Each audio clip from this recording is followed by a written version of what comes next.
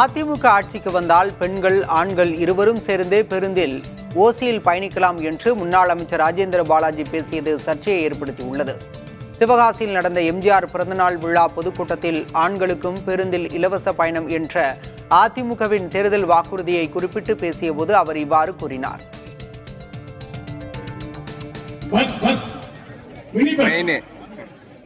பெண்கள் மட்டும் போயிட்டு இப்ப ஆண்கள் குடும்பத்தோட போகலாம், ஆணும் போகலாம் பெண்ணும் போகலாம். ஏண்டா பிரிச்சு விட்ட? நீ பிரிச்சு விட்ட, திமுக பிரிச்சு விடுச்சு.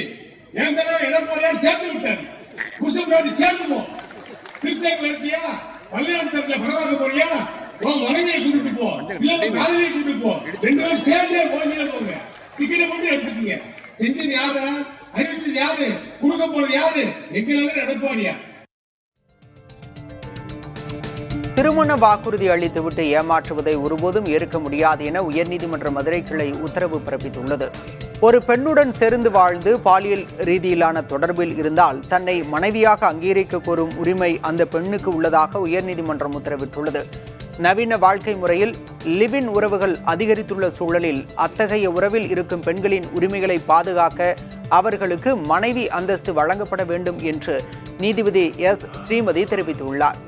காதலித்த பெண்ணுடன் வாழ்ந்துவிட்டு பின்னர் குடும்பத்தினர் எதிர்ப்பு மற்றும் வேலையின்மை போன்ற காரணங்களை கூறி திருமணத்தை மறுத்த நபரின் முன்ஜாமீன் மனுவை தள்ளுபடி செய்த நீதிமன்றம் அவரை புதிய BNS சட்டப்பிரிவு 69 கீழ் விசாரிக்கவும் உத்தரவிட்டுள்ளது. சட்டமன்ற தேர்தலில் யார் வெற்றி பெறுவார்கள் என்ற கேள்விக்கு முன்னாள் மத்திய அமைச்சர் மு. க. அழகிரி அளித்த பதில் கவனம் பெற்றுள்ளது. மதுரையில் விநாயகர் கோயில் இடத்தை ஆக்கிரமித்து தயா கல்லூரி கட்டப்பட்டதாக புகார் எழுந்ததை தொடர்ந்து மு. க. அழகிரி மீது 2014ஆம் ஆண்டு வழக்கு பதிவு செய்யப்பட்டது. இந்த வழக்கில் மதுரை மாவட்ட 1வது குற்றவியல் நீதிமன்ற நீதிபதி ஆனந்த் முன்பாக நடைபெற்ற விசாரணையில் அழகிரி ஆஜரானார். பின்னர் செய்தியாளர்களை சந்தித்த அழகிரியிடம் சட்டமன்ற தேர்தலில் யார் வெற்றி பெறுவார்கள் என்று கேட்கப்பட்டது. அதற்கு அவர் யாராவது ஒருவர் வெற்றி பெறுவார், யாராவது ஒருவர் தோல்வி பெறுவார் என்று பதிலளித்தார்.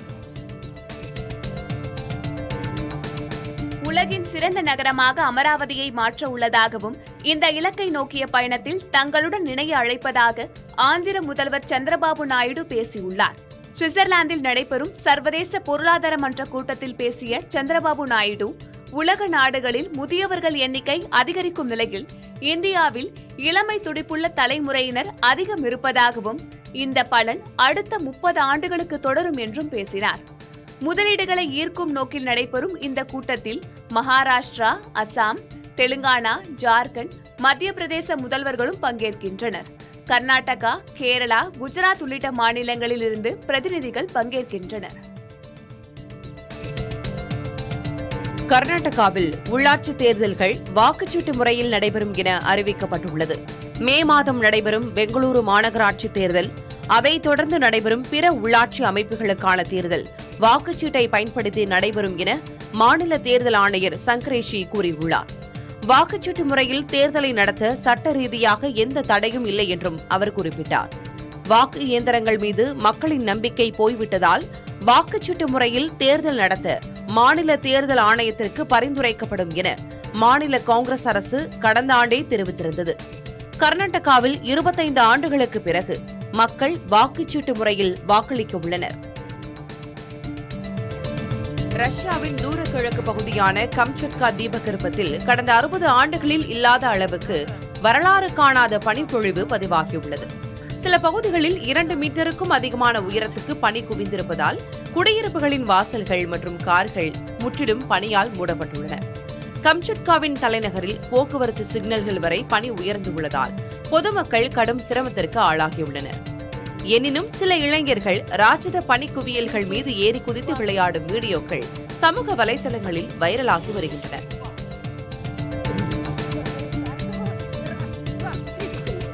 தங்கம், வெள்ளி விலை நாளுக்கு நாள் வரலாறு காணாத உச்சத்தை எட்டி வருகிறது. இன்று ஒரே நாளில் தங்கம் சவரனுக்கு 3600 ரூபாயும், வெள்ளி கிலோவுக்கு 22,000 ரூபாயும் ஏற்றம் கண்டுள்ளது. தங்கம் விலை காலையில் சவரனுக்கு 1280 ரூபாயும், மாலையில் 2320 ரூபாயாகவும் உயர்ந்து 1,11,200 ரூபாயாக புதிய உச்சம் தொட்டுள்ளது. 1 கிராம் தங்கம் ஒரே நாளில் 450 ரூபாய் உயர்ந்து 13,900 ரூபாயாக உள்ளது. அதேபோல் வெள்ளி விலை காலையில் கிலோவுக்கு 12,000 ரூபாயும் மாலையில் 10,000 ரூபாயும் உயர்ந்து 3,40,000 ரூபாயாக உச்சம் தொட்டுள்ளது. 1 கிராம் வெள்ளி 340 ரூபாயாக உயர்ந்துள்ளது. கிரீன்லாந்து விவகாரத்தில் ஐரோப்பிய நாடுகள் மீது வரி விதிக்கப் போவதாக ட்ரம்ப் எச்சரிக்கை விடுத்திருக்கும் நிலையில் சர்வதேச அளவில் அரசியல் மற்றும் பொருளாதார பதற்றம் தீவிரமடைந்துள்ளது. இதன் காரணமாக தங்கம், வெள்ளி விலை வரலாறு காணாத உச்சத்தை எட்டியுள்ளது. சர்வதேச காரணிகளே தங்கம், வெள்ளி விலையை தீர்மானிக்கின்றன. எப்போதெல்லாம் சர்வதேச அளவில் அரசியல் பதற்றங்கள், பொருளாதார நிச்சயமற்ற சூழல் உருவாகிறதோ அப்போதெல்லாம் தங்கம் விலை உயர்வது வழக்கம். முதலீட்டாளர்கள் தங்கள் முதலீட்டை பாதுகாக்க தங்கத்தில் முதலீடு செய்வதால் அதற்கான தேவை அதிகரித்து விலை உயர்கிறது. வெள்ளி பெரும்பாலும் தொழில் பயன்பாட்டுக்கானது. மின்வாகனம், சோலார் பேனல் தயாரிப்புகளால் வெள்ளிக்கான தேவை அதிகரித்துள்ளது. வெள்ளி விலை வேகமாக உயர்வதால் முதலீட்டாளர்கள் தங்கத்துக்கு போட்டியாக வெள்ளியில் முதலீடு செய்யும் போக்கும் உருவாகியுள்ளது. கடந்த 20 நாட்களில் மட்டும் தங்கம் விலை சவரனுக்கு 11,680 ரூபாயும் வெள்ளி விலை கிலோவுக்கு 84,000 ரூபாயும் ஏற்றம் கண்டுள்ளன. அமெரிக்க அதிபர் ட்ரம்ப் சில நாட்களுக்கு முன் வெனிசுலா மீது தாக்குதல் நடத்தி அதன் அதிபர் மதுரோவை கைது செய்தார். அதைத் தொடர்ந்து தற்போது கிரீன்லாந்தை கைப்பற்றும் முயற்சியில் ட்ரம்ப் இறங்கியுள்ளார். இதற்கு ஐரோப்பிய நாடுகள் எதிர்ப்பு தெரிவித்துள்ள நிலையில் அந்நாடுகள் மீது வரி விதிக்கப் போவதாக ட்ரம்ப் எச்சரித்துள்ளார். விளைவாக சர்வதேச அளவில் பதற்றமான அரசியல் சூழல் உருவாகியுள்ளது. இதன் காரணமாக முதலீட்டாளர்கள் தங்கம் மற்றும் வெள்ளியில் முதலீட்டை குவித்து வருகின்றனர். அமெரிக்க அதிபர் டொனால்டு ட்ரம்ப் பகிர்ந்துள்ள புதிய AI வரைபடங்கள் உலக நாடுகளிடையே பெரும் பரபரப்பை ஏற்படுத்தியுள்ளன. அவர் வெளியிட்டுள்ள வரைபடத்தில் அண்டை நாடான கனடா, ஆர்டிக் தீவான கிரீன்லாந்து ஆகியவை அமெரிக்காவின் ஒரு பகுதியாக சித்தரிக்கப்பட்டுள்ளன. கனடா, கிரீன்லாந்து மட்டுமல்லாது வெனிசுலாவும் அமெரிக்காவின் மாகாணமாக காட்டப்பட்டுள்ளது. கிரீன்லாந்து அமெரிக்க மாகாணம் 2026 முதல் என்ற வாசகத்துடன் மற்றொரு படத்தையும் அவர் பகிர்ந்துள்ளார். அமெரிக்காவின் எல்லைகளை விரிவாக்கும் நோக்கில் ட்ரம்ப் வெளியிட்டுள்ள இந்த படங்கள் புவி அரசியல் விவாதங்களை தூண்டியுள்ளன. கூகுள் மூலம் இணையதளங்களில் தகவல்களை தேடுவது குறைந்து வருவதாக ஆய்வு தகவல்கள் வெளியாகியுள்ளன. இதே நிலை நீடித்தால் இன்னும் 3 ஆண்டுகளில் கூகுள் தேடுதல்கள் 40 விழுக்காடு குறைந்துவிடும் என ஆக்ஸ்போர்ட் பல்கலைக்கழகத்தில் ராய்டர்ஸ் இன்ஸ்டிடியூட் தெரிவித்திருக்கிறது. AI வசதி வந்துவிட்டதால் பல்வேறு தளங்களில் உள்ள தகவல்களை ஒரே நேரத்தில் திரட்டி சாராம்சத்தை தரும் போக்கே கூகுள் சர்ச் தேவை குறைய காரணம் என அந்த ஆய்வு கூறியுள்ளது. இதனால் இணையதள நிறுவனங்களின் விளம்பர வருவாய் கடுமையாக குறையும் போக்கு ஏற்பட்டுள்ளது. இதை சமாளிக்க இணையதள நிறுவனங்கள் யூடியூப் போன்ற தளங்களுக்கு மாறுவது போன்ற யுக்திகளை பின்பற்ற தொடங்கியுள்ளன.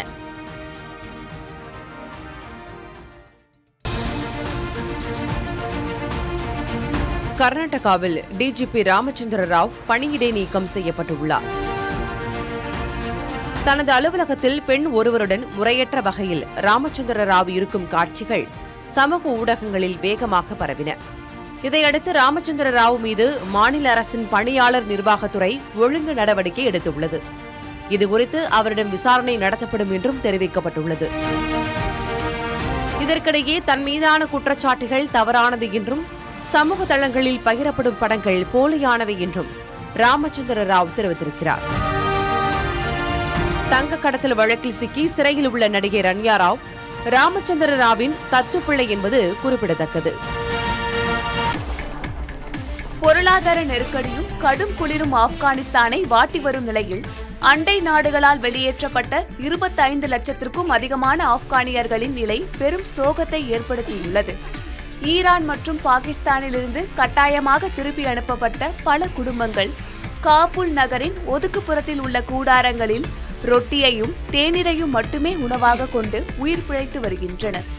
சர்வதேச நிதியுதவி பெருமளவு குறைக்கப்பட்டுள்ளதால் சுமார் 1,70 லட்சம் பேர் கடும் பட்டினியால் வாடுவதாக ஐநா உணவு திட்டம் எச்சரித்துள்ளது. குறிப்பாக 2026 ஆண்டில் மட்டும் கூடுதலாக 2 லட்சம் குழந்தைகள் ஊட்டச்சத்து குறைபாட்டால் பாதிக்கப்படக்கூடும் என அஞ்சப்படுகிறது. போரினாலும் வறுமையினாலும் சிதைந்துள்ள ஆப்கானிஸ்தானில் உதவிக்காக காத்திருக்கும் மக்களின் நீண்ட வரிசை நாளுக்கு நாள் அதிகரித்துக் கொண்டே செல்வது பெரும் துயரத்தை ஏற்படுத்தியுள்ளது.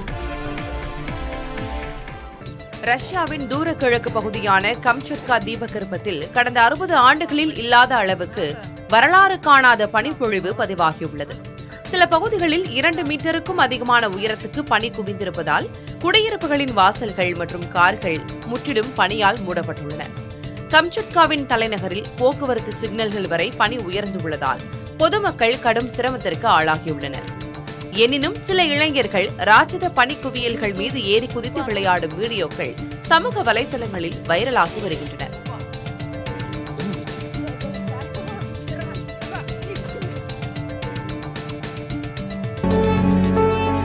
புவி வெப்பமாதல் காரணமாக அண்டார்டிகாவில் உள்ள 3 வகை பெண்குயின்கள் தங்களின் இனப்பெருக்க காலத்தை வழக்கத்தை விட மிக முன்னதாக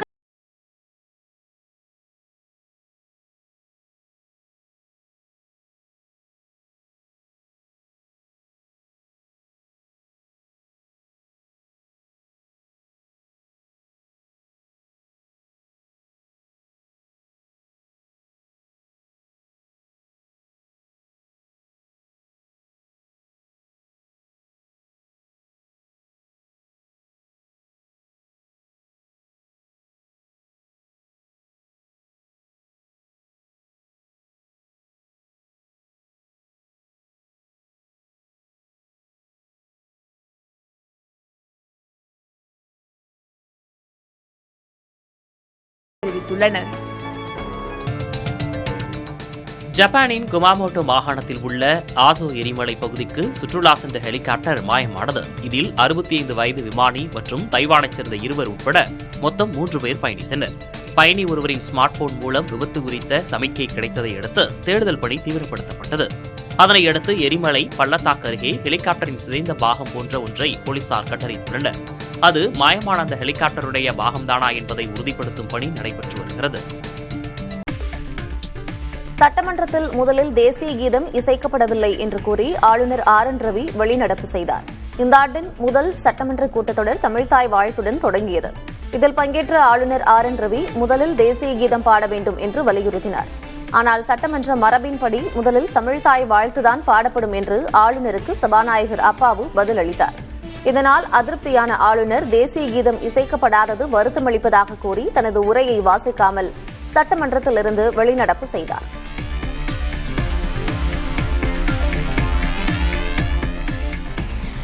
ஆளுநர் உரையை அவர் வாசித்ததாக கருதி அவை குறிப்பில் ஏற்ற தீர்மானம் நிறைவேற்றப்பட்டது. முதலில் தேசிய கீதம் இசைக்கப்படாததால் சட்டமன்றத்திலிருந்து தனது உரையை வாசிக்காமல் ஆளுநர் RN ரவி வெளிநடப்பு செய்தார். இதனையடுத்து ஆளுநர் உரையின் தமிழாக்கத்தை சபாநாயகர் அப்பாவு சட்டமன்றத்தில் வாசித்தார்.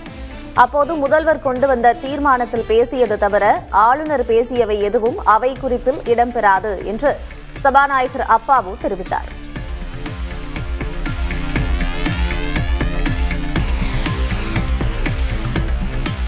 ஆளுநர் என்பவர் அரசியல்வாதியாக இருக்கக்கூடாது என்று சபாநாயகர் அப்பாவு கருத்து தெரிவித்துள்ளார். தலைமைச் செயலகத்தில் செய்தியாளர்களிடம் பேசிய அவர், நாடாளுமன்றத்திலிருந்து குடியரசுத் தலைவர் வெளியேறினால் பாஜக ஏற்றுக்கொள்ளுமா எனவும் கேள்வி எழுப்பினார்.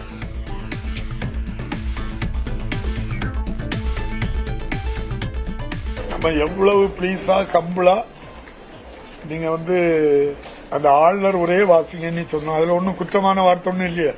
ஆளுநர் அவர்கள் ஒரு அரசினுடைய நிறை குறைகளை பற்றி பேசுவதற்கு என்ன இருக்குன்னு அது அவர் அரசியல்வாதி இல்லை. அப்படின்னா அந்த ஆளுநர் மாளிகையை விட்டு வெளியே வந்து நானும் என்ன செய்றேன் அரசியல் பேசுறேன்னு சொல்லி நம்ம பல இயக்கங்கள் இருக்கு. அதுல ஒரு இயக்கத்தில் சேர்ந்து அவங்க என்ன செய்யலாம், கருத்துக்களை சொல்லலாம். பார்லிமெண்ட்ல பாராளுமன்றத்தில் ஜனாதிபதி உரைய இப்படி பண்ணுவாங்களா? சொல்லுங்க, நீங்க தான் சொல்லணும். சட்டமன்றத்தை ஆளுநர் RN ரவி அவமதித்து விட்டதாக முதலமைச்சர் மு ஸ்டாலின் விமர்சித்துள்ளார். முதலில் தேசிய கீதம் இசைக்கப்படாததால் ஆளுநர் RN ரவி தனது உரையை வாசிக்காமல் சட்டமன்றத்திலிருந்து வெளியேறினார். இதனை குறிப்பிட்டு உரையாற்றிய முதலமைச்சர் ஸ்டாலின், ஆளுநரின் நடவடிக்கை அரசமைப்பை மீறிய செயல் என்று கண்டனம் தெரிவித்தார். மேலும் ஆளுநர் உரை என்பது மாநில அரசால் தயாரிக்கப்பட்டு ஆளுநரால் முழுமையாக படிக்கப்பட வேண்டிய ஒன்றாகும் என்று குறிப்பிட்டார். இதில் ஆளுநர் தனது சொந்த கருத்துக்களை தெரிவிப்பதற்கோ மாநில அரசால் தயாரித்து வழங்கப்பட்ட உரையில் நீக்கம் செய்வதற்கோ அரசமைப்பு சட்டத்தில் இடமில்லை எனவும் அவர் தெரிவித்தார்.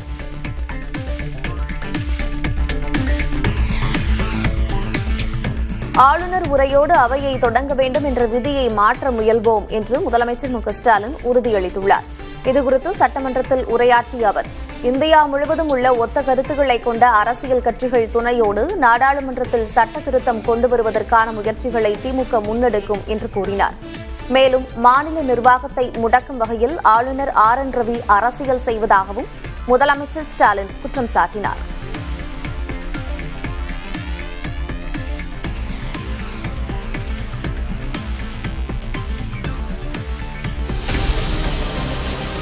தமிழக சட்டமன்றத்தில் ஆளுநர் உரை நிகழ்த்தாமல் வெளியேறியது பெரும் விவாதத்தை ஏற்படுத்தியுள்ள நிலையில் அதற்கான காரணங்களை ஆளுநர் மாளிகை வெளியிட்டுள்ளது.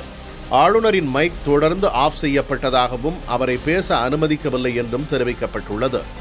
அரசு தயாரித்த உரையில் இடம்பெற்றுள்ள தகவல்கள் உண்மைக்கு மாறாகவும் மக்களை திசை திருப்பும் வகையிலும் இருப்பதாக ஆளுநர் மாளிகை குற்றம் சாட்டியுள்ளது. குறிப்பாக தமிழகத்திற்கு 12 லட்சம் கோடி ரூபாய் முதலீடுகள் வந்துள்ளதாக அரசு கூறுவது வெறும் காகித அளவிலான ஒப்பந்தங்கள் மட்டுமே என்றும், உண்மையில் அந்நிய நேரடி முதலீட்டில் தமிழ்நாடு 6வது இடத்திற்கு தள்ளப்பட்டுள்ளதாகவும் அந்த அறிக்கையில் சுட்டிக்காட்டப்பட்டுள்ளது. சட்டம் ஒழுங்கு நிலவரம் குறித்து கவலை தெரிவித்துள்ள ஆளுநர் மாளிகை, பெண்களுக்கு எதிரான குற்றங்கள் 33 விழுக்காடும், போக்சோ வழக்குகள் 55 விழுக்காடும் அதிகரித்துள்ளதை அரசு உரை மறைத்துள்ளதாக கூறியுள்ளது. மேலும் போதைப்பொருள் புழக்கத்தால் ஒரே ஆண்டில் 2000 இளைஞர்கள் தற்கொலை செய்து கொண்டது மற்றும் ஒட்டுமொத்தமாக தமிழகத்தில் நாளொன்றுக்கு சராசரியாக 65 தற்கொலைகள் நிகழ்வது போன்ற அச்சுறுத்தும் தகவல்களை அரசு புறக்கணித்துள்ளதாக குற்றம் சாட்டப்பட்டுள்ளது. கல்வித்துறையில் 50 விழுக்காடு ஆசிரியர் பணியிடங்கள் காலியாக இருப்பதும், கிராம பஞ்சாயத்து தேர்தல்கள் நடத்தப்படாததால் அடிமட்ட ஜனநாயகம் முடங்கி இருப்பதும் ஆளுநரின் அதிருப்திக்கு காரணமாக அமைந்துள்ளது. இது தவிர கோயில் நிர்வாகத்தில் அறங்காவலர்கள் நியமிக்கப்படாதது மற்றும் சிறு குறு தொழில்கள் நலிவடைந்து அண்டை மாநிலங்களுக்கு செல்வது போன்ற முக்கிய பிரச்சனைகளை அரசு உரை பேசாததால் அதனை வாசிக்க ஆளுநர் மறுத்துள்ளதாக அந்த அறிக்கையில் விளக்கப்பட்டுள்ளது. மேலும் தேசிய கீதம் மீண்டும் அவமதிக்கப்பட்டதாகவும் ஆளுநர் மாளிகை தெரிவித்துள்ளது.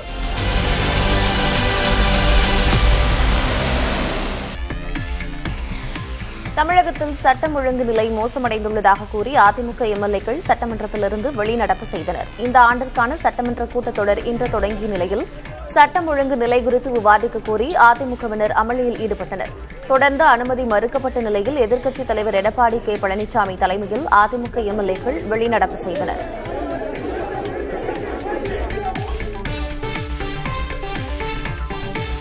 தாங்கள் முன்வைத்த குற்றச்சாட்டுகளையே ஆளுநர் பட்டியலிட்டுள்ளதாக எதிர்க்கட்சித் தலைவர் எடப்பாடி கே. பழனிசாமி கூறியுள்ளார்.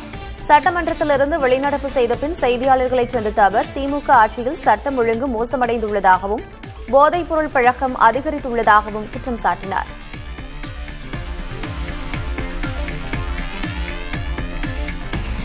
இன்னைக்கு அனைத்து இந்திய அண்ணா திராவிட முன்னேற்ற கழக ஆட்சியில் சட்ட ஒழுங்கு பேணி காக்கப்பட்டது. சட்டத்தின் ஆட்சி நடைபெற்றது. கடந்த 4.5 ஆண்டு திராவிட முன்னேற்ற கழக ஆட்சியில் சட்ட ஒழுங்கு அடியோடு சீர்கெட்டு விட்டது. இன்றைக்கு எங்கே பார்த்தாலும் கொலை, கொள்ளை, திருட்டு, வழிப்பறிவு, பாலியல் கொடுமை நடக்காத நாளே இல்லை. இந்த போதைப் பொருளை தடுக்க வேண்டும் என்று பலமுறை இந்த அரசை வலியுறுத்தியும் இந்த அரசு செவிசாய்க்காமல் இதற்கு உரிய நடவடிக்கை எடுக்காத காரணத்தினால இன்றைய தினம் தமிழகத்தில் மாணவர்கள், இளைஞர்கள், பொதுமக்கள் போதைக்கு அடிமையாகி கடும் குற்றச்செயலில் ஈடுபட்ட சூழ்நிலை ஏற்பட்டிருக்குது. இப்படிப்பட்ட மோசமான ஆட்சி அகற்றப்பட வேண்டும். இந்த ஆட்சி ஸ்டாலின் தலைமையில் இருக்கிற ஆட்சி ராஜினாமா செய்ய வேண்டும் என்று வலியுறுத்தி நாங்கள் வெளியிடப்பு செய்கிறோம். ஆளுநர் சுட்டிக்காட்டும் தவறுகளை ஏற்றுக்கொள்ள திமுக அரசு மறுப்பதாக எதிர்க்கட்சித் தலைவர் எடப்பாடி கே. பழனிசாமி தெரிவித்துள்ளார். சட்டமன்ற வளாகத்தில் செய்தியாளர்களை சந்தித்த அவர், ஆளுநரை பற்றிய தீர்மானத்தை முன்கூட்டியே தயாரித்து வந்து முதலமைச்சர் வாசிப்பதாக குற்றம் சாட்டினார். இதை அப்படி இவரே கற்பனை பண்ணிக்கிறாரு. இந்தியாவிலேயே சூப்பர் முதலமைச்சர் சொல்லிட்டு இருக்காரு. இவர் எதுவுமே இது வரைக்கும் நடந்தது கிடையாது. இன்றைக்கு நான் சொன்னதெல்லாம் இன்னைக்கு இதை கவர்னர் அவர்கள் வெளியிட்டிருக்கிற அறிக்கையில் உண்மைதானே. ஆளுநர் தவறான செய்தியை வாசிக்க மாட்டாங்கன்னு சொல்றாரு. அவருடைய நியாயம் அதுதான். ஒரு மேதக ஆளுநர் அவர்கள் தமிழகத்தில் நிலவுகின்ற நிலைமையை உண்மைத்தன்மை இருந்தால் தான் அது பேச முடியும். தவறு இருக்கின்ற பொழுது சுட்டி காட்டுகிறார். இந்த அரசு அதை ஏற்றுக்கொள்ள மறுக்குது. அது மட்டும் இல்ல, ஆளுநரை பற்றி என்ன செய்தி சொல்ல வேண்டுமோ அதையே முன்கூட்டி தயாரித்து முதலமைச்சர் அந்த சட்டமன்றத்தில் இன்றைக்கு தீர்மானமாக கொண்டாரு. எப்படி கவர்னர் இப்படி பேசுவார்னு தெரியும். ஆக திட்டமிட்டு இந்த அரசாங்கம் கவர்னர் மீது ஒரு தவறான எண்ணத்தை உருவாக்க வேண்டும் என்ற அடிப்படையில் தான் இன்றைக்கு முதலமைச்சர் அவர்கள் ஒரு அறிக்கையை தயார் பண்ணி தீர்மானமாக கொண்டு வந்து சட்டமன்றத்தில் வாசிக்கிறார்.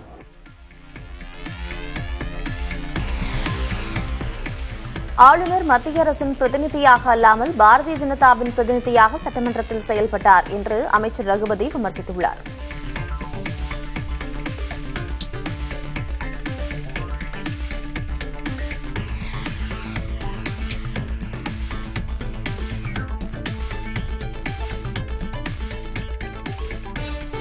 சட்டமன்றத்திலே தொடர்ந்து மூன்று ஆண்டுகளாக அவரிடத்திலே நாங்கள் எடுத்துச் சொல்லி வருகிறோம். தமிழ்நாடு சட்டமன்றத்தினுடைய மரபு முதலிலே தமிழ்த்தாய் வாழ்த்து பாடுவது, நிகழ்ச்சி முடிந்தவுடன் இறுதியிலே தேசிய கீதம் இசைப்பது, தேசிய கீதம் பாடுவது, இது தமிழ்நாட்டினுடைய மரபு என்பதை எடுத்துச் சொல்லி வந்து கொண்டிருந்தாலும் கூட அவர் இன்றைக்கு பேச துவங்குகின்ற போதே தேசிய கீதம் பாடவில்லை என்று சொன்னார். அது மரபல்ல. மைக் ஆஃப் செய்யப்பட்டதாக ஆளுநர் கூறுவது பொய் என்றும் அமைச்சர் ரகுபதி தெரிவித்துள்ளார். வெளியேறி சென்ற பிறகு தன்னுடைய ஆளுநர் மாளிகையிலே இருந்து கொண்டு ஒரு அறிக்கையை தந்திருக்கின்றார். அவருடைய மைக் ஏதோ ஆஃப் செய்யப்பட்டதை போல. நாங்கள் அத்தனை பேரும் அங்கேதான் இருக்கின்றோம், நீங்களும் பத்திரிகையாளர்களும் மாடியிலே இருந்து பார்த்து கொண்டுதான் இருந்தீர்கள். எந்த மைக் ஆஃப் செய்யப்பட்டது? தமிழகத்தில் 11.9 விழுக்காடு பொருளாதார வளர்ச்சி என்பதை மத்திய அரசை ஒப்புக்கொண்ட நிலையில் ஆளுநர் அதனை மறுப்பது ஏன் என்று அமைச்சர் ரகுபதி கேள்வி எழுப்பியுள்ளார். தமிழகத்தில் போதைப்பொருள் உற்பத்தி என்ற பேச்சுக்கே இடமில்லை என்றும் அவர் கூறினார். செப்டம்பர் அல்லது அக்டோபரில் உள்ளாட்சி தேர்தல் நடத்தப்படும் என்றும் அமைச்சர் உறுதியளித்துள்ளார். இந்திய ஒன்றியம் தன்னுடைய கணக்கிலே 11.9 பொருளாதார வளர்ச்சியை கண்டிருக்கிற மாநிலம் தமிழ்நாடு என்று இந்திய ஒன்றியம் அறிவித்திருக்கிறது. நாங்கள் அறிவிக்கவில்லை. ஆனால் இவர் எதை பார்த்து சொல்லுகிறார், எந்த கணக்கை பார்த்து கொண்டு சொல்லுகிறார், இவர் தூங்கிக் கொண்டு சொல்லுகிறாரா, விழித்துக் கொண்டு சொல்லுகிறாரா தெரியாது. இன்னும் சொல்ல போனால் நம்முடைய மாண்புமிகு தமிழ்நாடு முதலமைச்சர் அவர்கள் 3 மாதத்துக்கு ஒரு முறை இந்த நார்காட்டிக்ஸ்க்காக வேண்டிய போதைப்பொருள் தடுப்புக்காக உள்ள அதிகாரிகளையும் அழைத்து ரிவ்யூ மீட்டிங் நடத்துகிறார். எத்தனை இடங்களிலே பறிமுதல் செய்திருக்கிறீர்கள், எத்தனை வழக்குகள் போடப்பட்டிருக்கின்றன என்ற ரிவ்யூ 3 மாதத்துக்கு ஒரு முறை இந்தியாவிலே நடக்கிற ஒரே மாநிலம் தமிழ்நாடுதான். வரும் 24ஆம் தேதி வரை சட்டமன்ற கூட்டத்தொடர் நடைபெறும் என்று சபாநாயகர் அப்பாவு தெரிவித்துள்ளார். சென்னையில் உள்ள தலைமைச் செயலகத்தில் செய்தியாளர்களை சந்தித்த அவர் நாளை மறைந்த சட்டமன்ற உறுப்பினர்களுக்கு இரங்கல் தீர்மானம் வாசிக்கப்படும் என்றும் 22, 23 ஆகிய தேதிகளில் ஆளுநர் உரை மீதான விவாதம் நடைபெறும் எனவும் தெரிவித்தார். நாளையும் சட்டமன்ற கூட்டத்தொடர் இருக்கின்றது. நாளை முன்னாள் சட்டமன்ற உறுப்பினர்கள் சிலர் இறப்பு குறித்து இரங்கல் குறிப்போம். நாளை மறுநாள் 22, 23 ஆகிய 2 தினங்களில் சட்டமன்ற கூட்டத்தொடர் முழுமையாக நடைபெறும். காலை கேள்வி பதிலுடன் தொடர்ந்து விவாதமும், ஆளுநர் உரையின் மீது விவாதமும் நடைபெறும். 24ஆம் தேதி காலை கேள்வி பதில் முடிந்தவுடன் மாண்புமிகு முதல்வர் அவர்களுடைய பதில் உரையுடன் நிறைவு பெறும். தமிழகத்தின் பல்வேறு மாவட்டங்களில் சத்துணவு ஊழியர்கள் போராட்டத்தில் ஈடுபட்டனர். திமுக அரசின் தேர்தல் வாக்குறுதியான சத்துணவு ஊழியர்களுக்கு காலமுறை ஊதியம், குடும்ப பாதுகாப்புடன் கூடிய ஓய்வூதியம் உள்ளிட்ட கோரிக்கைகளை வலியுறுத்தி முழக்கங்களை எழுப்பினர். மேலும் பணிக்கொடையாக 5 லட்சம் ரூபாய் வழங்க வேண்டும் உள்ளிட்ட கோரிக்கைகளை அவர்கள் வலியுறுத்தினார்கள். போராட்டத்தில் ஈடுபட்ட சத்துணவு பணியாளர்களை காவல்துறையினர் கைது செய்தனர்.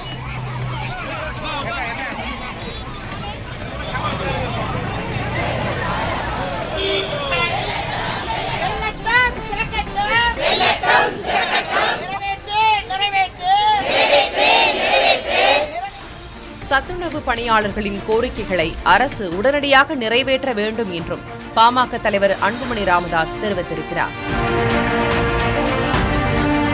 சத்துணவு பணியாளர்களை முழுநேர அரசு ஊழியர்களாக்கி காலமுறை ஊதியம் வழங்க வேண்டும், ஓய்வூதியத்தை 6,750 ரூபாயாக உயர்த்த வேண்டும் என்பன உள்ளிட்ட அவர்களின் கோரிக்கைகள் மிகவும் நியாயமானவை என்று அவர் குறிப்பிட்டுள்ளார்.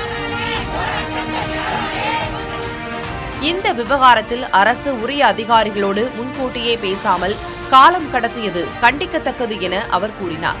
இந்த போராட்டத்தால் 43,000 சத்துணவு மையங்கள் முடங்கி 41 லட்சம் ஏழை மாணவர்களுக்கு உணவு கிடைக்காத நிலை ஏற்படும் என்றும் எச்சரித்துள்ளார்.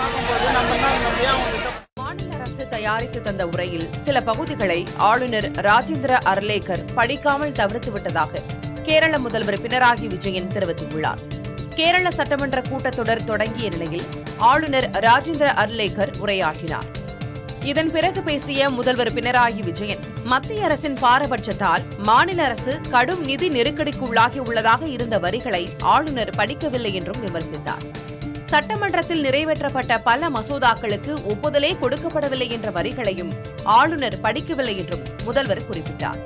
ஆளுநர் பேசாமல் தவிர்த்த 2 பகுதிகளையும் அவை குறிப்பில் சேர்க்க சபாநாயகரை முதல்வர் கேட்டுக் கொண்டார். இதை சபாநாயகர் ஷம்ஷீர் ஏற்றுக்கொண்டார். தமிழகத்தின் பாஜக மேலிட பொறுப்பாளர் பியூஷ் கோயல் நாளை தமிழகம் வரவுள்ள நிலையில் கூட்டணி கட்சிகளுடனான தொகுதி பங்கீடு ஒப்பந்தம் கையெழுத்தாகும் என தகவல் வெளியாகியுள்ளது.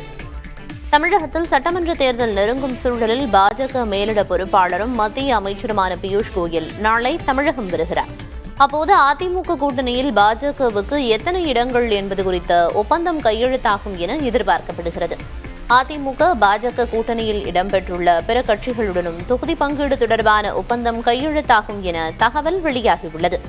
மதுராந்தகத்தில் வரும் 23ஆம் தேதி நடைபெறும் பொதுக்கூட்டத்தில் பிரதமர் நரேந்திர மோடி பங்கேற்க உள்ள நிலையில் அதற்குள் கூட்டணி கட்சிகளுடன் தொகுதி பங்கீடு ஒப்பந்தம் இறுதி செய்யப்படும் என எதிர்பார்க்கப்படுகிறது.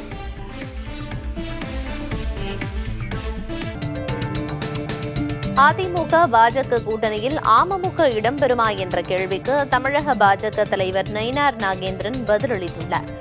டெல்லியில் செய்தியாளர்களிடம் பேசிய அவர், தங்கள் கூட்டணிக்கு இன்னும் சில கட்சிகள் வரவுள்ளதாகவும் தேசிய ஜனநாயக கூட்டணி பெரும்பான்மையுடன் ஆட்சியமைக்கும் என்றும் நம்பிக்கை தெரிவித்தார்.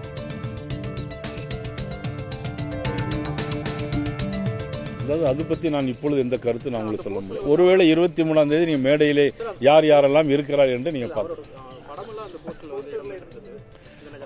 அவருடைய படம் இருந்தால் அது நல்ல விஷயம்.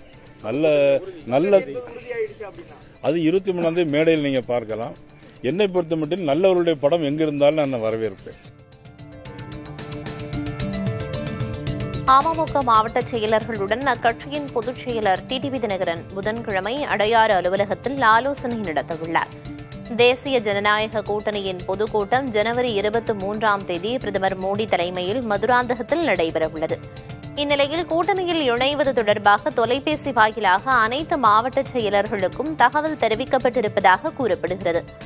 நாளை நடைபெறும் ஆலோசனைக் கூட்டத்தில் மாவட்ட செயலர்களிடம் இறுதி முடிவை டிடிவி தினகரன் அறிவிப்பார் என்று தகவல்கள் வெளியாகியுள்ளன. கூட்டணி குறித்து தேசிய தலைமையே முடிவு செய்யும் என காங்கிரஸ் மேலிட பொறுப்பாளர் கிரிஷ் சோடங்கர் தெரிவித்துள்ளார். சென்னை சத்தியமூர்த்தி பவனில் 2026 சட்டமன்ற தேர்தல் குறித்த மாநில செயற்குழு கூட்டம் அக்கட்சியின் மாநில தலைவர் செல்வபெருந்தகை தலைமையில் நடைபெற்றது. அதன் பின்னர் செய்தியாளர்களை சந்தித்த கிரிஷ் சோடங்கர், தமிழ்நாடு நிர்வாகிகள் 42 பேருடன் டெல்லி தலைமை ஆலோசனை நடத்தியதாகவும் வேட்பாளர்களை தேர்வு செய்யும் பணிகள் தொடங்கிவிட்டதாகவும் தெரிவித்தார். So the process of identifying and selecting the candidates has already begun. As far as the election preparedness is concerned, we have already identified 1,000 active members in all the 234 assembly segments. See, our meeting of all the Congress leaders already held in Delhi, and our JSO organization has already announced the brief the media on this issue. As and when our alliance happens, as and when the discussion starts, we will update you. So, moment the discussion on alliance will start, we will update you. அரசு அதிகாரிகள் பணியிட மாற்றம் மற்றும் நியமனங்களில் 365 கோடியே 87 லட்சம் ரூபாய் லஞ்சம் பெறப்பட்டுள்ளதாக தமிழக பாஜக முன்னாள் தலைவர் அண்ணாமலை எக்ஸ் பக்கத்தில் பதிவிட்டுள்ளார். அரசு பணி வழங்க லஞ்சம், ஒப்பந்தங்கள் வழங்க லஞ்சம் மற்றும் பணியிட மாற்ற லஞ்சம் ஆகியவை நகராட்சி நிர்வாகம் மற்றும் குடிநீர் வழங்கல் துறை அமைச்சர் திரு KN நேருவின் சாதனைகள் என அண்ணாமலை குறிப்பிட்டுள்ளார். இது தொடர்பாக அமலாக்கத்துறை சேகரித்த வாட்ஸ்அப் உரையாடல்கள் மற்றும் டிஜிட்டல் ஆதாரங்கள் அடங்கிய 3வது அறிக்கையை தமிழக டிஜிபியிடம் வழங்கியுள்ளதாக அவர் கூறினார். அரசு அதிகாரிகள் 7 லட்சம் ரூபாய் முதல் 1 கோடி வரை லஞ்சம் கொடுக்க கட்டாயப்படுத்தப்பட்டதாக அண்ணாமலை கூறினார். ஆதாரங்கள் இருந்தும் காவல்துறை நடவடிக்கை எடுக்காததும் முதல்வர் அமைதி காப்பதும் ஏன் என அண்ணாமலை கேள்வி எழுப்பியுள்ளார். தங்கம், வெள்ளி விலை நாளுக்கு நாள் வரலாறு காணாத உச்சத்தை எட்டி வருகிறது. இன்று ஒரே நாளில் தங்கம் சவரனுக்கு 3600 ரூபாயும், வெள்ளி கிலோவுக்கு 22,000 ரூபாயும் ஏற்றம் கண்டுள்ளது. தங்கம் விலை காலையில் சவரனுக்கு 1280 ரூபாயும், மாலையில் 2320 ரூபாயாகவும் உயர்ந்து 1,11,200 ரூபாயாக புதிய உச்சம் தொட்டுள்ளது. 1 கிராம் தங்கம் ஒரே நாளில் 450 ரூபாய் உயர்ந்து 13,900 ரூபாயாக உள்ளது. அதேபோல் வெள்ளி விலை காலையில் கிலோவுக்கு 12,000 ரூபாயும், மாலையில் 10,000 ரூபாயும் உயர்ந்து 3,40,000 ரூபாயாக உச்சம் தொட்டுள்ளது. 1 கிராம் வெள்ளி 340 ரூபாயாக உயர்ந்துள்ளது. கிரீன்லாந்து விவகாரத்தில் ஐரோப்பிய நாடுகள் மீது வரி விதிக்கப் போவதாக ட்ரம்ப் எச்சரிக்கை விடுத்திருக்கும் நிலையில் சர்வதேச அளவில் அரசியல் மற்றும் பொருளாதார பதற்றம் தீவிரமடைந்துள்ளது. இதன் காரணமாக தங்கம், வெள்ளி விலை வரலாறு காணாத உச்சத்தை எட்டியுள்ளது. இந்திய பங்குச்சந்தை கடந்த 3 மாதங்களில் இல்லாத அளவிற்கு சரிந்துள்ளது. சென்செக்ஸ் 1065 புள்ளிகள் சரிந்து 82,180ஆகவும், நிப்டி 353 புள்ளிகள் சரிந்து 25,232ஆகவும் குறைந்துள்ளது.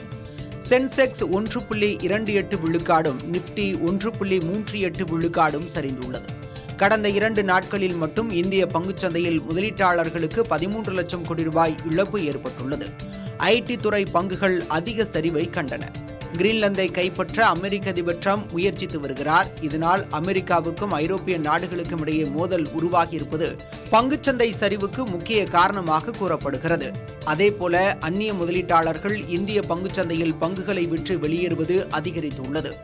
இதுவும் பங்குச்சந்தை சரிவுக்கு முக்கிய காரணமாக கூறப்படுகிறது.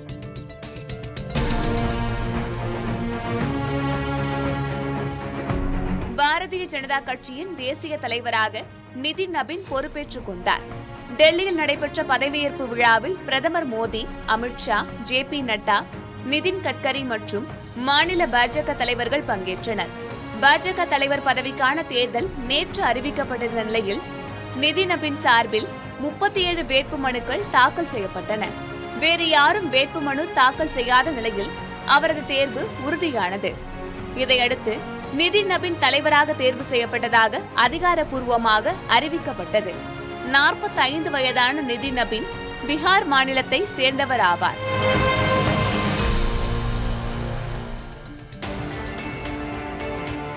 கட்சி விவகாரங்களில் தான் தொண்டன் எனவும் நிதின் நபீன் தனது தலைவர் என்றும் பிரதமர் நரேந்திர மோடி கூறியுள்ளார். பாஜக தலைவராக பொறுப்பேற்றுள்ள நிதின் நபீனை வாழ்த்தி பிரதமர் மோடி பேசினார். நிதின் நபீன் தனக்கு அளிக்கப்பட்டுள்ள அனைத்து பணிகளையும் முழு பொறுப்பேற்றுக் கொண்டு வெற்றிகரமாக செய்து முடித்தவர் என்றும் பிரதமர் புகழாரம் சூட்டினார். நிதின் நபீன் இளமை துடிப்பும் நீண்ட அனுபவமும் கொண்டவர் என்றும் பிரதமர் பாராட்டினார். பாஜகவில் மட்டுமே தொண்டர்களும் தலைவராகலாம் என்றும், ஆனால் காங்கிரஸ் குடும்ப அரசியல் அடிப்படையிலான கட்சி என்றும் அவர் தெரிவித்தார். பாஜகவை பொறுத்தவரை தலைவர்கள் மாறலாம் என்றும், ஆனால் அதன் சித்தாந்தங்களும் பயணிக்கும் பாதையும் ஒருபோதும் மாறாது என்றும் பிரதமர் மோடி குறிப்பிட்டார். பாரதிய ஜனதா தேசிய தலைவராக பொறுப்பேற்ற பின் பேசிய நிதின் நபீன் திருப்பரங்குன்றம் பிரச்சினை குறித்தும் குறிப்பிட்டார். மலைக்குன்று மீது தீபம் ஏற்றுவதை தடுத்து நிறுத்த எதிர்க்கட்சிகள் அண்மையில் முயற்சி செய்ததை நாம் பார்த்தோம் என நிதின் நபீன் குறிப்பிட்டார். இதுபோன்ற நிகழ்வு இது முதன்முறையல்ல என குறிப்பிட்ட நிதின் நபீன் நமது பாரம்பரியத்திற்கு எதிராக பல முயற்சிகள் முன்பே நடந்திருப்பதாகவும் தெரிவித்தார். தீபம் ஏற்ற உத்தரவிட்ட நீதிபதியை தகுதி நீக்கவும் முயற்சிகள் நடந்ததாக குறிப்பிட்ட நிதின் நபீன் இது அவர்களின் திரிபடைந்த மனநிலையை காட்டுவதாக குறிப்பிட்டார். ஏழைகளுக்கான நலத்திட்டங்களை பிரதமர் மோடி பலவீனப்படுத்துவதாக மக்களவை எதிர்க்கட்சித் தலைவர் ராகுல் காந்தி சாடியுள்ளார். உத்தரப்பிரதேசத்தில் உள்ள தனது தொகுதியான ராய்பரேலிக்கு ராகுல் காந்தி சென்றுள்ளார். அப்போது கட்சி தொண்டர்களிடம் பேசிய அவர், காந்தி பெயரிலான வேலை வாய்ப்பு திட்டத்தை மாற்றுவது மூலம் நலிவடைந்த மக்களுக்கான பாதுகாப்பு கேள்விக்குறியாகி இருப்பதாகவும் இது ஜனநாயகத்தின் வேரின் மீதான தாக்குதல் என்றும் குறிப்பிட்டார். அதானி, அம்பானி போன்ற கார்ப்பரேட்டுகளின் கையில் மட்டுமே நாட்டின் சொத்து குவிந்திருக்க வேண்டும் என்பதே மோடியின் விருப்பம் என்றும் ராகுல் காந்தி குறிப்பிட்டார். கட்சி விவகாரங்களில் தான் தொண்டன் எனவும் நிதின் நபீன் தனது தலைவர் என்றும் பிரதமர் நரேந்திர மோடி கூறியுள்ளார். பாஜக தலைவராக பொறுப்பேற்றுள்ள நிதின் நபீனை வாழ்த்தி பிரதமர் மோடி பேசினார். நிதின் நபீன் தனக்கு அளிக்கப்பட்டுள்ள அனைத்து பணிகளையும் முழு பொறுப்பேற்றுக் கொண்டு வெற்றிகரமாக செய்து முடித்தவர் என்றும் பிரதமர் புகழாரம் சூட்டினார். நிதின் நபீன் இளமை துடிப்பும் நீண்ட அனுபவமும் கொண்டவர் என்றும் பிரதமர் பாராட்டினார். பாஜகவில் மட்டுமே தொண்டர்களும் தலைவராகலாம் என்றும், ஆனால் காங்கிரஸ் குடும்ப அரசியல் அடிப்படையிலான கட்சி என்றும் அவர் தெரிவித்தார். பாஜகவை பொறுத்தவரை தலைவர்கள் மாறலாம் என்றும், ஆனால் அதன் சித்தாந்தங்களும் பயணிக்கும் பாதையும் ஒருபோதும் மாறாது என்றும் பிரதமர் மோடி குறிப்பிட்டார். ஊழல் செய்து கிடைத்த பணத்தை பாஜகவினர் தங்கம், வெள்ளியில் முதலீடு செய்து வருவதாகவும், இதுவே அவற்றின் விலை உயர காரணம் என்றும் சமாஜ்வாதி கட்சி தலைவர் அகிலேஷ் யாதவ் தெரிவித்திருக்கிறார். பொதுவான பொருளாதார விதிகள் படி ஒரு பொருள் விலை உயரும் போது விற்பனை குறையும் என்றும், ஆனால் தற்போது அதன் விலை உயர உயர விற்பனையும் உயர்ந்து வருவதாகவும் அகிலேஷ் யாதவ் குறிப்பிட்டுள்ளார். இதுதான் ஊழல் பாஜக ஆட்சியின் புதிய பொருளாதார கொள்கை என்றும் அகிலேஷ் சாடினார். தங்கம் விலை உயர்வு திருட்டு வழிப்பறையை அதிகரிக்க காரணமாகும் என்றும், இது காவல்துறைக்கு கூடுதல் அழுத்தத்தை தரும் என்றும் அகிலேஷ் யாதவ் குறிப்பிட்டுள்ளார். தமிழகத்தில் வரும் 23ஆம் தேதி முதல் 4 நாட்களுக்கு மழை பெய்யும் என வானிலை ஆய்வு மையம் தெரிவித்துள்ளது. தமிழகத்தின் ஓரிரு இடங்களிலும் புதுச்சேரி மற்றும் காரைக்கால் பகுதிகளிலும் வரும் 26ஆம் தேதி வரை லேசானது முதல் மிதமான மழை பெய்யும் என தெரிவிக்கப்பட்டுள்ளது. தமிழகம், புதுச்சேரியில் குறைந்தபட்ச வெப்பநிலை இயல்பை விட குறைவாக இருக்கக்கூடும் எனவும் வானிலை ஆய்வு மையம் கணித்துள்ளது. சென்னையில் அதிகாலை வேளையில் பனிமூட்டம் நீடிக்கும் என வானிலை ஆய்வு மையம் கணித்துள்ளது.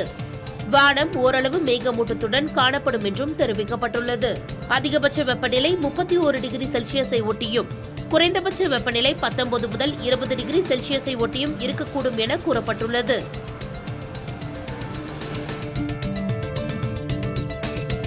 கூட்டணியில் இருந்து கொண்டே குழப்பம் விளைவிக்க நினைப்பவர்களின் சூழ்ச்சிக்கு பலியாகிவிடக் கூடாது என திமுக தலைவர் மு.க.ஸ்டாலின் கட்சியினரை அறிவுறுத்தியுள்ளார். சென்னை அண்ணா அறிவாலயத்தில் ஸ்டாலின் தலைமையில் திமுக மாவட்ட செயலர் கூட்டம் நடைபெற்றது. இதில் பேசிய முதல்வர், தோழமை கட்சிகளில் நம்மை பிடிக்காத சிலர் இருக்கத்தான் செய்வார்கள் என கூறினார். அவர்கள் தேவையில்லாத கருத்துக்களை பேசி கூட்டணியில் குழப்பத்தை விளைவிக்க நினைக்கலாம் எனவும், அத்தகைய சூழ்ச்சிக்கு நாம் யாரும் பலியாகிவிடக் கூடாது எனவும் அறிவுறுத்தினார். கூட்டணி மற்றும் தொகுதி பங்கீட்டை நானே பார்த்துக் கொள்கிறேன் எனவும் ஸ்டாலின் கூறினார்.